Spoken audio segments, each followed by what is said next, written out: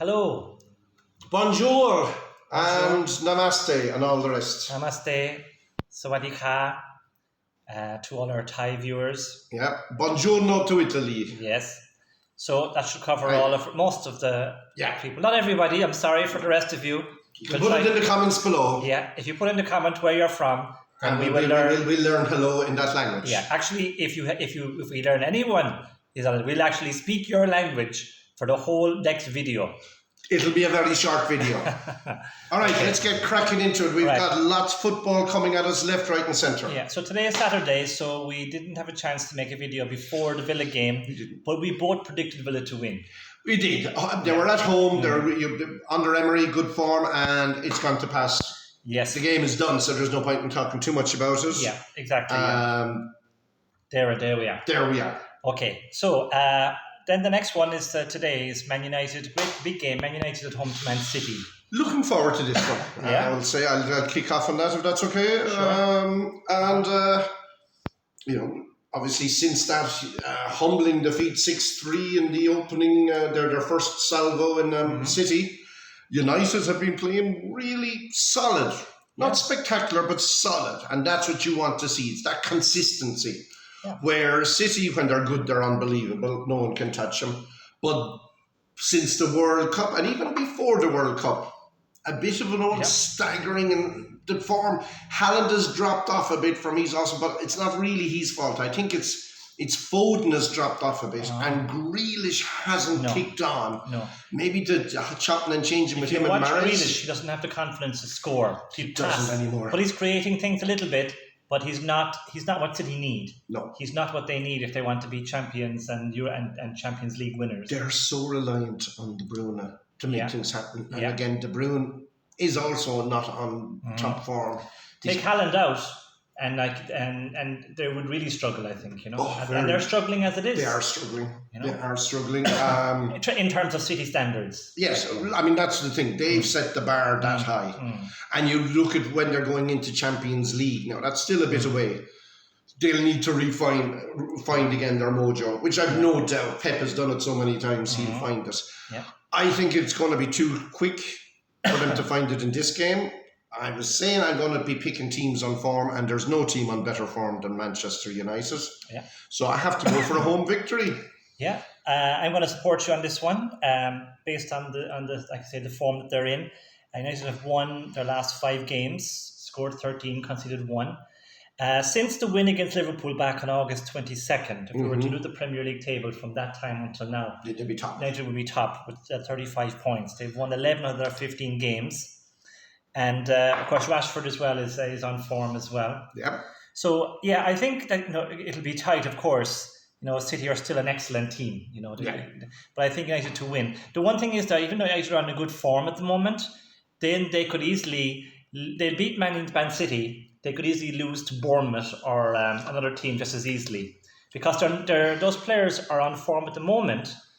But most of them, not all of them, but most of them are the same players that were so flaky last season. Yeah. So I don't see them I think when as things go on, build up, I can see them falling away again a little bit, and having the fans pulling their hair out again, City just don't seem to be totally focused. United have that focus at the moment. City don't seem to have that. A little bit, It's hard to kind of keep top. It's hard to keep the hunger, real hunger in there all the time. Yeah. So we'll see. So we're going to go for United to win. Who's going to win? I'm going to go 2-1 to United. I think I have the same. I have down the same here, 2-1 to United as well. There we go. Okay. The next game is Brighton at home to Liverpool. Liverpool, who in the 2 cup games, right? They drew in the cup with Wolves, right? They did. 2-2. And they lost in the last league game to Brentford. Yes. Terrible performance, really. Yes. So Brighton, they beat Everton the last time. They beat Borough in the cup. They've scored. The new guy has them scoring more goals. They've scored 30. Well, part of that is Potter as well too. They scored 32 in 17 games, twice as many as last year. Yeah. So, but I think the new guy has them attacking much more. His policy and his style of play is much more attacking. Yeah. So they do concede. They're still, but But I just think that they'll give Liverpool a good game on this one. I can see them maybe just being a draw. I think maybe 2-2, high-scoring draw on this one. I said last week, I said I'm going to go for form, and then I completely didn't do that by predicting a Liverpool victory against Brentford. Egg in my face. I'm going to go for form here and say Brighton are at home. Mm-hmm. They're in form. And Liverpool are struggling. It's a true Van Dijk. Can't keep a clean sheet. Mm-hmm. Van Dijk is out, right? Van Dijk is out. Don't think that's a terrible thing.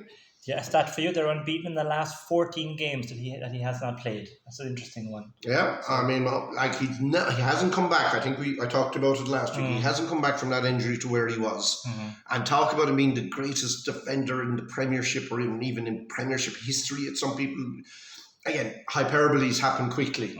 Yeah. If he was to keep up the level that he had, of course. Yes. But you need to do it consistently. You've got to do it over multiple seasons. Yeah, exactly. Most of your career, yeah. And so anyway, I'm going to go for a Brighton victory. I hate to say it, but I think 2-1 or even 2-0 to Brighton. Okay. Should be an exciting game, though, I think. It's an attacking game, you know? I think, Brighton, as you say, do concede chances because they attack. And But we'll see. It should be an open game. That leads us on to another critical game on the other side of the table. Everton at home to Southampton.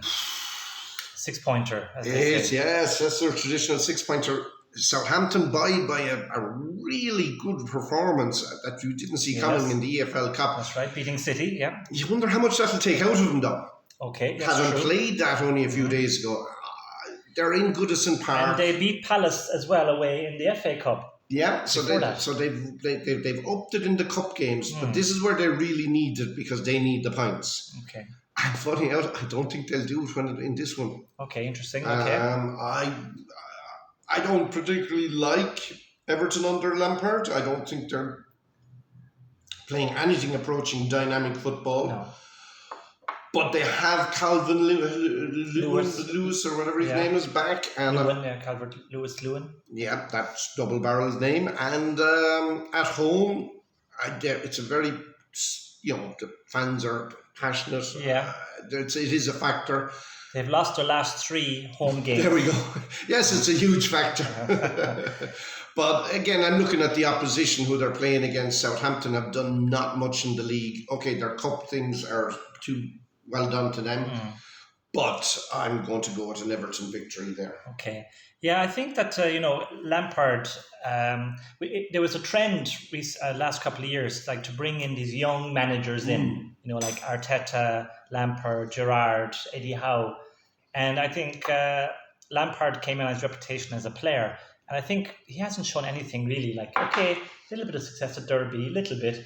Not good at Chelsea, not good at Everton. Like Gerrard, I think maybe not suited maybe to this level of management, Yeah, look, good players don't necessarily make good managers. I'm a great drinker, but I tell you, I wouldn't have me run a brewery. Yeah, there you go. That's a very good allergy. Yeah, there you go. You just. Anyway. We'll edit that out later. We'll edit that out. Yes. But the thing about Everton before is that their defence was very strong. They 7 goals conceded in the first 8 games. That was their strength, their defence. And they since they kind of lost that. They've conceded 17 in the last 10. So it's like Lampard has kind of lost the plot. The players as well don't really know what they're supposed to be doing. Yeah, there's a discord. I think it's just waiting for him to kind of get the sack now at this stage because they have a good enough team.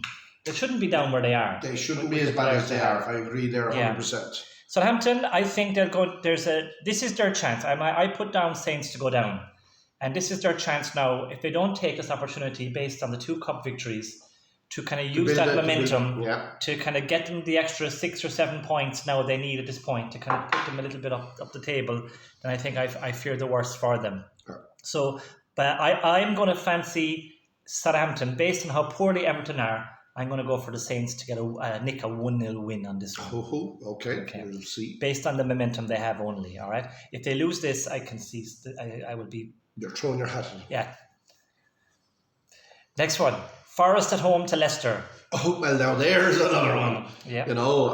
We talk about team that were in form going into the World Cup and have been absolutely shocking. They're the only team that Liverpool could beat with the multiple own goals. Defence looked like they were sorted before the World Cup. All over the place again. Yeah, Leicester. Leicester. I'm talking all about Leicester. Forest still shaky, but they're grinding out a few results there now.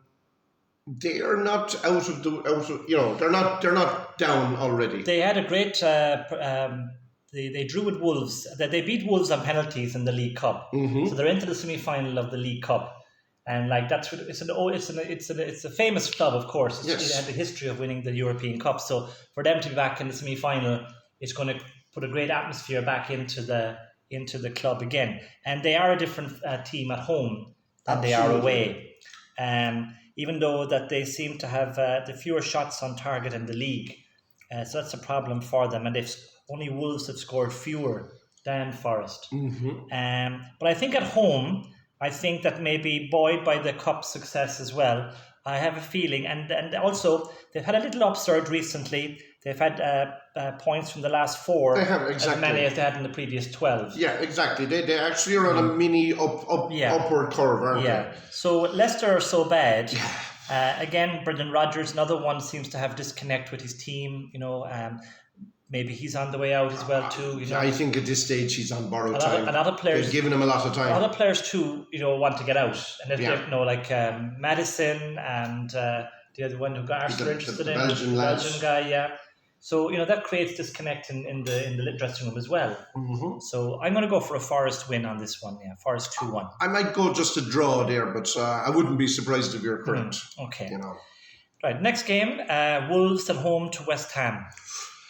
And this is another one. Like Wolves are definitely more form. They should have beaten Liverpool in the cup. They can rightly feel aggrieved about that offside goal.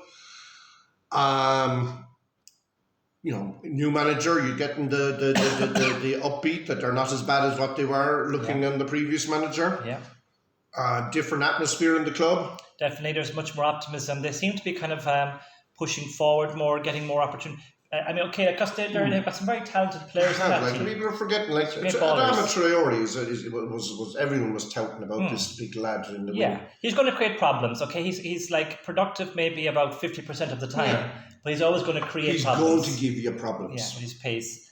And they've got like Moutinho, we said before. There's another guy. Neves. Everyone's looking for Neves. Yeah, so and Podence has started to score a few goals. Yeah. So there's an upswing there again. So I think of those teams: Wolves, Forest, Southampton. It's whichever team can grab that now can make a difference at the end of the season. 100%. But and then we talk about the teams that shouldn't be there.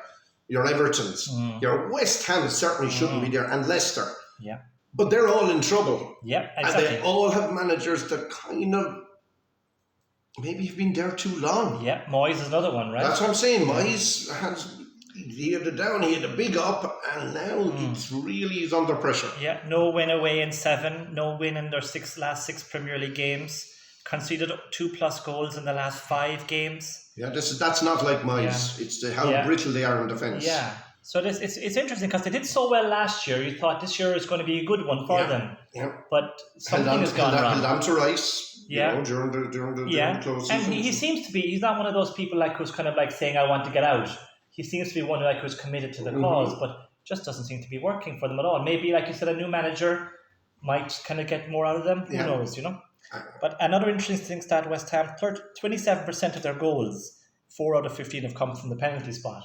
So take away those goals, and they would have really scored. They would be down to 11, which is the fewest as like Wolves. So I'm going to go with you on form. I'm going to fancy maybe Wolves to kind of at home to get a 2-1 win on this one. Yeah, I think like the last one, and this is based on reputation. Even though I know I said I'd go completely on form, I'll go with the draw. Yeah. I know, but I again, like I said in the last one, it's just a various.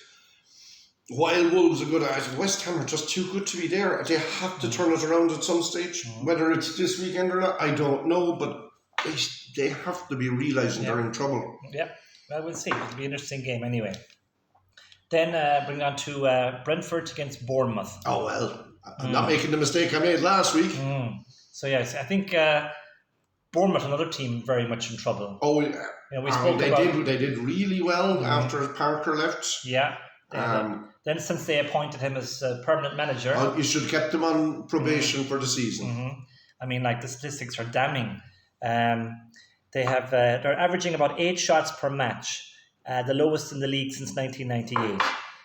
Conceded 29 goals in 9 away games, joint most ever in Premier League history. There. There you go. Lost 18 of their 23 away games. No goal in the last 4 games they've played.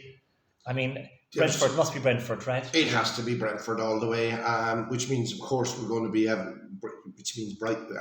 Bournemouth are going to get the 3 points because we're both saying it's Brentford all the way. Yes, that's always the best football, right? That's football. That's it's definitely put your house on this one. But yeah, like they had no Tony last time. Tony's I think injured, and but no problem. You know the way Frank's isn't playing. Yeah, unbeaten 6, yeah. Really, and especially at home, really solid. Yeah, I see a comfortable Brentford victory. Yeah, and Brentford have only Fulham have scored more set-piece goals than Brentford, and Bournemouth have conceded the most. There we go. So if you're betting on set-piece goal might be... Set-piece goal, maybe a defender to score the first goal from a header. There we go. So Brentford to win, we're going to go on that one. Yeah. Okay.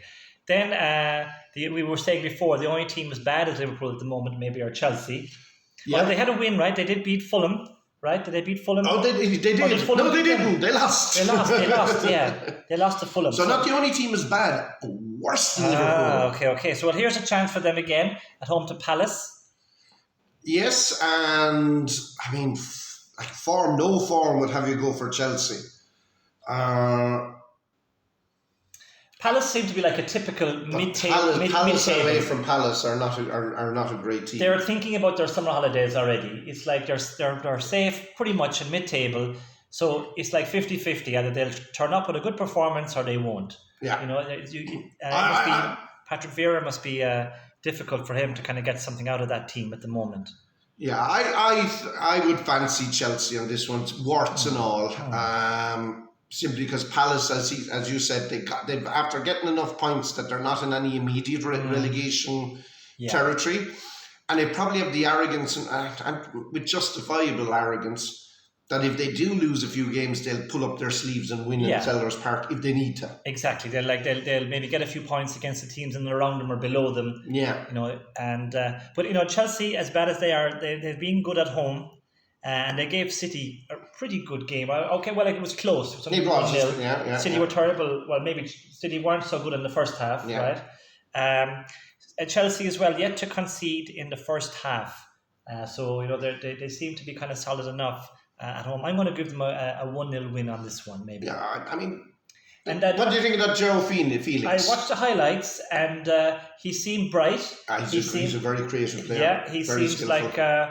he's finishing. Maybe it might take a while for him to get his finishing sorted out, but he was making space and he seemed bright. He seemed like a good, played well before the sending off. You know?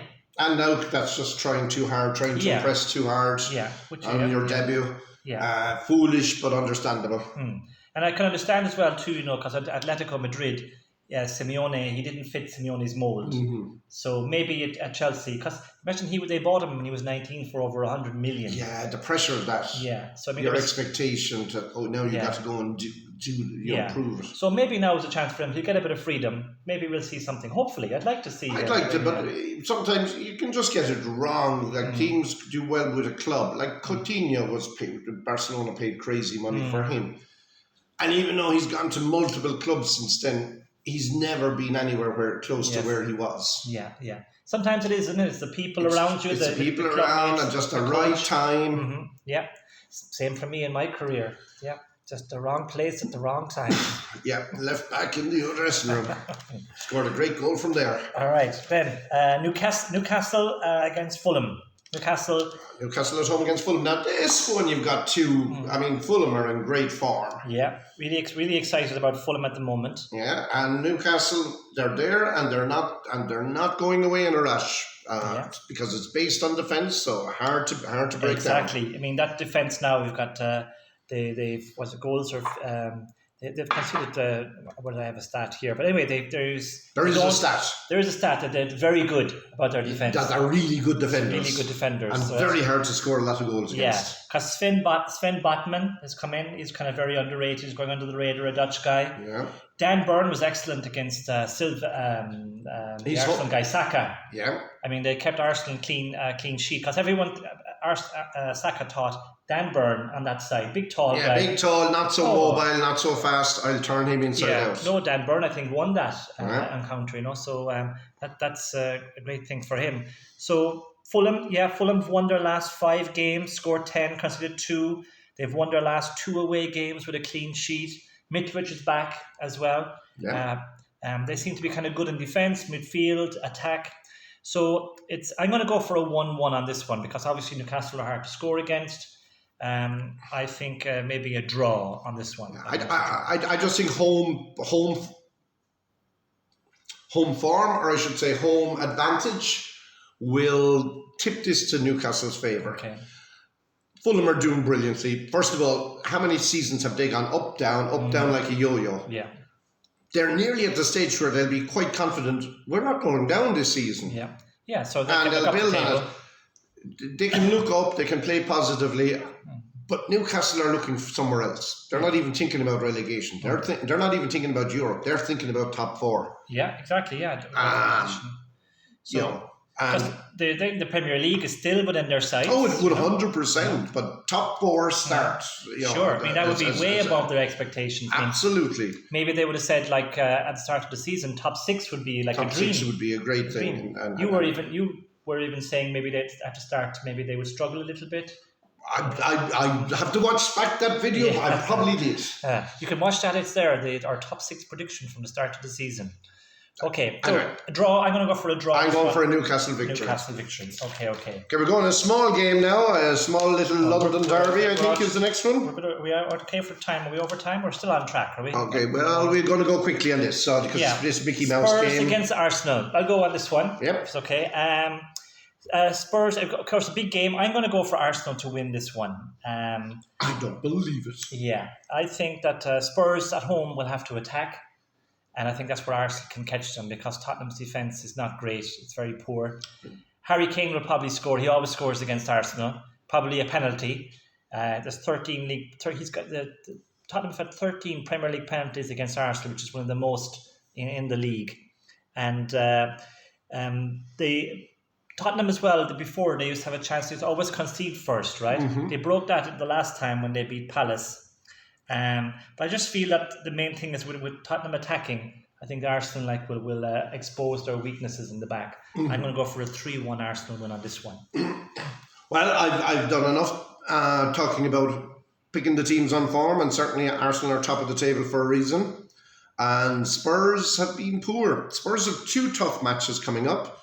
They've got this one, of course, at home to Arsenal, and then they're away to City in the rearranged game later on in the week. Yeah, so big games coming up. So 2 big games that, with 2 bad defeats could really see a little bit of pressure on Conte, or at least Conte looking at the situation and saying, well, hold on a second, what's going on here? Talking about Tottenham or Arsenal? Tottenham. They're under pressure. Arsenal are on the crest of a wave, and they want to keep riding that wave for as long as because they will dip.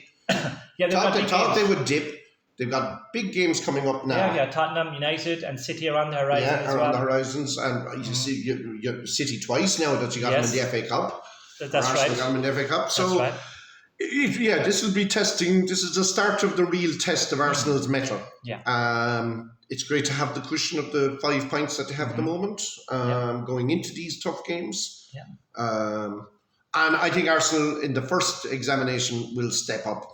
Just as my esteemed colleague said about the Spurs won't come out attacking though, because even though they're at home and they're expected to, Conte will have them set up to do the counter on the break. He'll say it doesn't matter, we're at home. Maybe so. But I think Arsenal will have the skill.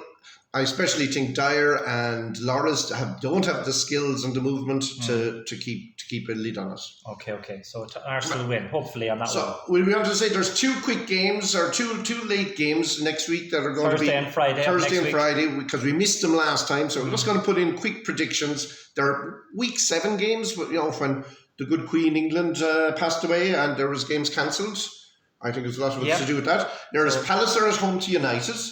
I'm going to go again just United to keep the run going. I'm predicting they'll beat City, so I think based on that, they'll go to Palace and they'll grind out a victory there as Okay. well, to build on the big victory. Yeah, I think, as I said, United will beat City and then they'll draw with Crystal Palace, or they'll lose to Palace in Okay. the next game. And City will be at home to Spurs, and again, if City lose again to United, we're assuming that.